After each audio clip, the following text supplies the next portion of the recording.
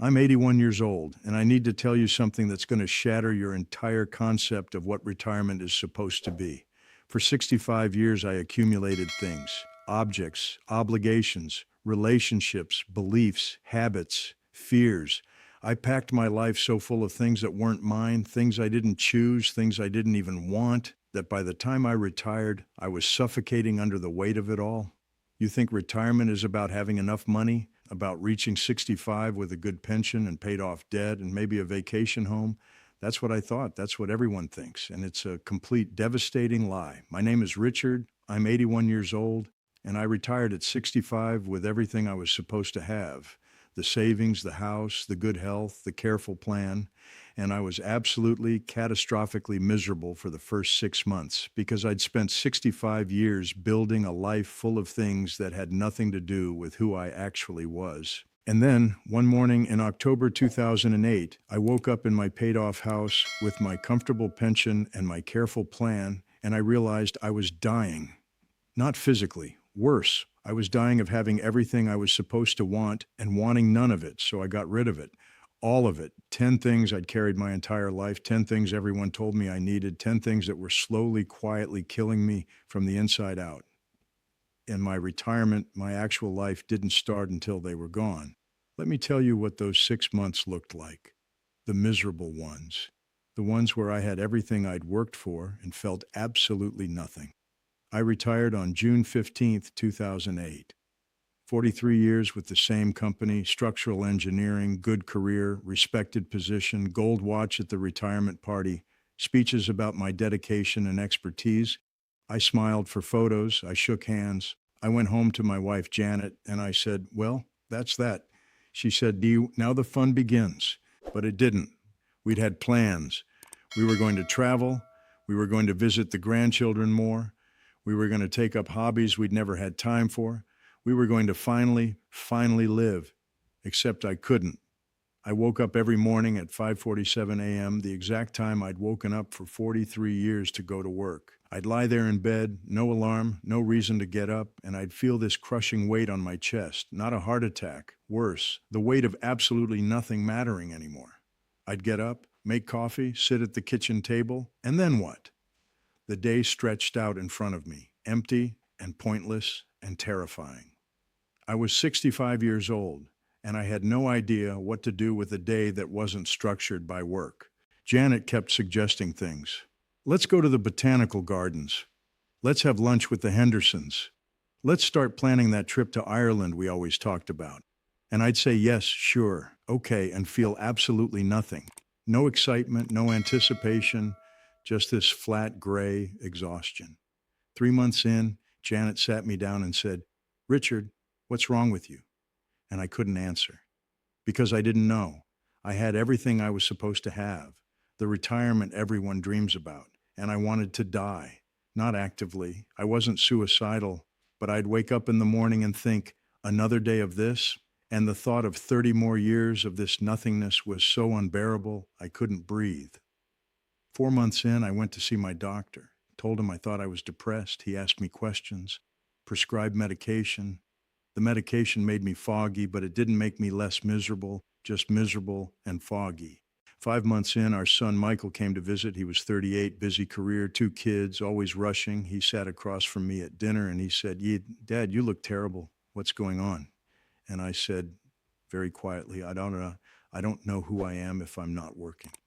He looked at me for a long time. Then he said something I'll never forget. "Dad, were you yourself when you were working? Or were you just busy enough not to notice you weren't?" That night, I couldn't sleep. I lay in bed and I thought about Michael's question, and I realized something devastating. I hadn't been myself at work. I'd been the role, the competent engineer, the reliable employee, the respected professional. But who was Richard? Strip away the job title, the routine, the identity I'd worn for 43 years. Who was left? Nobody. There was nobody there. I'd spent 65 years becoming what I was supposed to be, and I'd never once stopped to ask what I actually wanted to be. That's when it started. The morning in October, 6 months into retirement. I woke up at 5:47 a.m. like always, lay in bed with the crushing weight like always. And instead of getting up and making coffee and sitting at the kitchen table drowning in nothing, I stayed in bed. And I asked myself, what would have to go for me to actually want to be alive? The first thing I got rid of was the oldest, heaviest thing I carried, the idea of who everyone else needed me to be. My father had been an engineer. Serious man, practical, believed in hard work and discipline and doing things the right way. He'd raised me to be like him, steady, reliable, unemotional, a man who solves problems and doesn't complain and doesn't need anything from anyone. I'd become that man, perfectly. I'd spent 65 years being exactly what my father wanted, what my mother needed, what Janet expected, what my employer required, the good son, the responsible husband, the competent professional. And I was so good at it that I'd forgotten it was a performance. Lying in bed that morning, I realized something. My father had been dead for 20 years, my mother 15. They couldn't be disappointed in me anymore. They couldn't tell me I was doing it wrong. They were gone, and I was still living my life according to rules they'd written. That day, I did something I'd never done in my entire life. I stayed in bed until 10 a.m., just because I could, just because I wanted to. Janet came in twice to check if I was okay. Richard, are you feeling all right? It's almost 10 o'clock. I'm fine, I said. I'm staying in bed. But you never stay in bed, she said.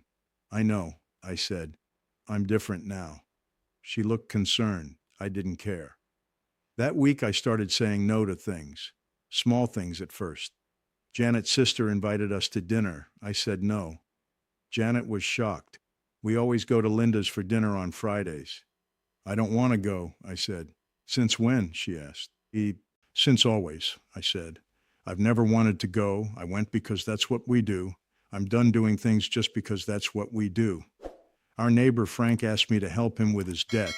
I'd always helped Frank with projects. That's what neighbors do. That's what good men do. I said no. You feeling all right, Rich? He asked. I'm feeling like I don't want to build your deck, I said. He laughed nervously. I didn't. The church called. They needed someone to head the building committee. I'd been on committees for 30 years. Always said yes, always did my part. I said no. Richard, we're counting on you, the pastor said. Count on someone else, I said. Janet was furious. What's gotten into you? This isn't like you. And I said, you're right. It's not like me. Like me is a performance I've been giving for 65 years. I'm done performing. We had a huge fight. She accused me of having a breakdown, of being selfish, of changing into someone she didn't recognize. Good, I said, because I don't recognize that person either. That person was your idea of who I should be, your father's idea, my parents' idea, the church's idea, everyone's idea except mine. And who's your idea? She demanded. I don't know yet, I said, but I'm going to find out. It nearly ended our marriage. That's the truth. Janet had married the performance. She'd spent 40 years with a man who said yes, who was reliable, who never rocked the boat. And suddenly she was living with someone who said no and meant it. But I couldn't go back. I'd tasted something. Freedom. The terrifying, exhilarating freedom of choosing myself over everyone else's expectations. And I was never going back. The second thing I got rid of was the house, the 4-bedroom colonial we'd bought in 1976, raised our kids there, paid off the mortgage after 30 years. It was supposed to be our forever home, the place we'd retire in, the place we'd grow old together, and I hated it. Not always. When the kids were little, it was alive, noise and chaos and purpose, but the kids left. Michael in 95, Sarah in 98. And suddenly it was just Janet and me in 2,400 square feet of empty rooms full of furniture we'd bought decades ago and memories that had calcified into obligations. Sarah's room was exactly as she'd left it, like a museum. Janet went in there once a week to dust. I asked her once why she didn't convert it into something else. She looked at me like I'd suggested burning down the house. It's Sarah's room, she said. Sarah lives in Portland, I said. She's 38 years old. She's not coming back. It's still her room, Janet said, and that was it. The house wasn't ours anymore. It was a monument to a family that didn't exist anymore. We weren't living in it. We were maintaining it. Every weekend, there was something to fix, something to clean, something to paint, something to maintain.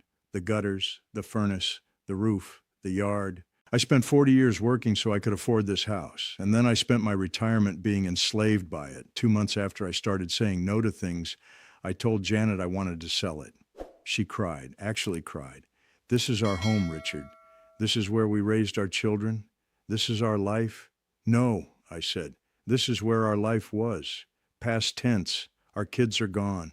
We're rattling around in a house that's too big, spending our time and money maintaining rooms we don't use, pretending we need 2,400 square feet when we live in maybe 600. Where would we even go? She asked. Somewhere small, I said. Somewhere that doesn't own us. The kids will be devastated, she said. The kids don't live here, I said. We put it on the market in February 2009. Sarah was furious. Dad, you can't sell our house. What about Thanksgiving? What about Christmas? What about our memories? Your memories are in your head, I said, not in this building.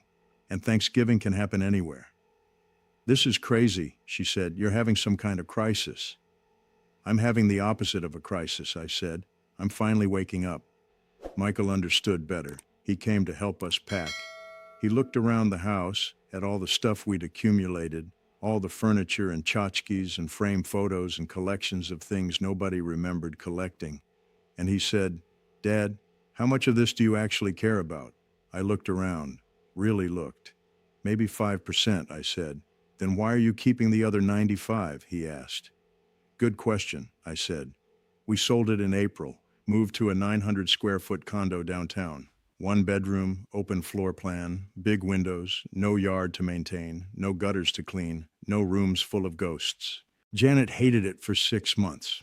Then, slowly, I watched her realize something. She wasn't cleaning all the time. She wasn't maintaining. She was living. We could lock the door and leave for a week without worrying about the house. We could walk to restaurants and bookstores and the farmer's market. We were in the world instead of hiding from it in our suburban monument to the past. One evening, 8 months after we moved, she sat on our small couch in our small living room and she said, I don't miss it. I thought I would, but I don't. I know, I said. I miss who I was supposed to be in that house, she said. I don't miss the house. And I understood exactly what she meant. The third thing I got rid of was people I'd been calling friends for decades who were never actually friends at all. Frank next door, the guy I helped with his deck. I'd known him for 20 years. We'd wave across the yard. We'd talk about weather and lawn care and property taxes. Occasionally, we'd have a beer on his patio. And I'd called him a friend because he was there and proximity felt like friendship when you're too busy to notice the difference. But when I sold the house and moved downtown, Frank didn't call, not once. 20 years of being neighbors and he couldn't pick up the phone to say hello. The guys from church, Bill and Tom and Roger. We'd been on committees together. We'd volunteered together. We'd sat in the same pew for 30 years. And when I stopped going to church, stopped saying yes to committees, they stopped calling too. I'd bump into Tom at the grocery store. Hey, Rich, we miss you at church. When are you coming back? I'm not, I'd say. Well, we should get together sometime, he'd say. Sure, I'd say. We never did. Because he didn't actually want to get together. He wanted me to come back to church and be useful.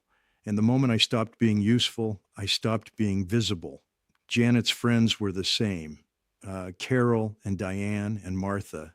They'd meet for lunch once a month, had been doing it for 15 years. But when Janet started asking harder questions, started admitting she wasn't happy with things, started being honest instead of pleasant, they got uncomfortable. Carol said to her once, Janet, you're so negative lately. Can't you just be grateful for what you have? And Janet said, I'm trying to figure out what I actually have versus what I'm performing having. That's not negative. That's honest. Carol didn't invite her to lunch after that. Here's what I learned about friendship. Real friendship can handle truth. Real friendship doesn't require you to perform. Real friendship doesn't evaporate the moment you stop being convenient. Most of what I'd been calling friendship was actually just social maintenance. People I saw because they were there. People I talked to because that's what you do. People I included in my life because we'd been including each other for so long that stopping felt rude. But they weren't friends. They were habits. And habits aren't the same as relationships. I got rid of all of it. Stopped calling people who never called me first. Stopped accepting invitations out of obligation. Stopped pretending to care about people I'd never actually cared about. It was lonely at first. very lonely. But it was an honest loneliness, empty space where I'd thought there were connections, but there weren't. And then slowly, I started finding actual friends, people who liked me, not the role I played, people who wanted to talk about real things, not just weather and lawn care and property values. I met James at a philosophy discussion group at the library. He was 68, retired teacher, funny and sharp, and completely himself in a way I was just learning to be. We'd argue about Kierkegaard and free will and whether meaning was constructed or discovered. Real conversations, deep conversations. The kind I'd never had with Frank in 20 years of being neighbors. I met Pauline at a woodworking class. She was 63, former nurse, learning to make furniture because she'd always wanted to and finally had time. We'd work on projects side by side and talk about our marriages and our kids and our regrets and our hopes. Real talk, vulnerable talk. The kind I'd never had with Tom or Bill or Roger in 30 years of church committees. These were friendships. The other things were just time fillers, and I needed to get rid of the time fillers to make room for the real thing. The fourth thing I got rid of was the crushing, suffocating belief that my value as a human being was determined by how busy I was. This one almost killed me, literally. For 43 years, my identity was my productivity.